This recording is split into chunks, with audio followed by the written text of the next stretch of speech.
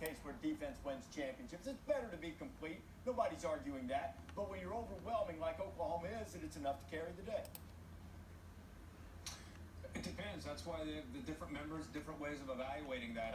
I still think that you're trying to look as good as you can look. This is a subjective analysis. So while you could make an argument that the game has changed, you can make an argument that, hey, it's all about offense and points. I still think that defense still is an important commodity. And David, you're making a point about Oklahoma. We know what we're going to get with Oklahoma. That's true.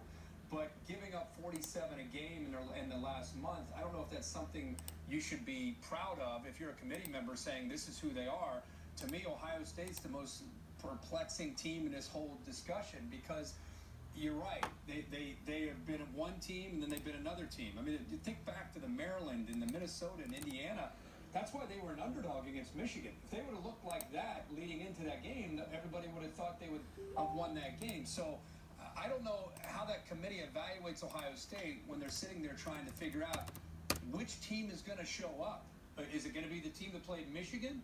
Or is it going to be the team that just kind of is going through the motion and having busts on defense? Spencer takes the win. So that's why I think this last game for all these teams, you hate to think that you already played 12 games, guys, and it comes down to one last game that ultimately could decide whether you go in or you're left out. I think Reese last year, Ohio State was left out because of the way they played Wisconsin.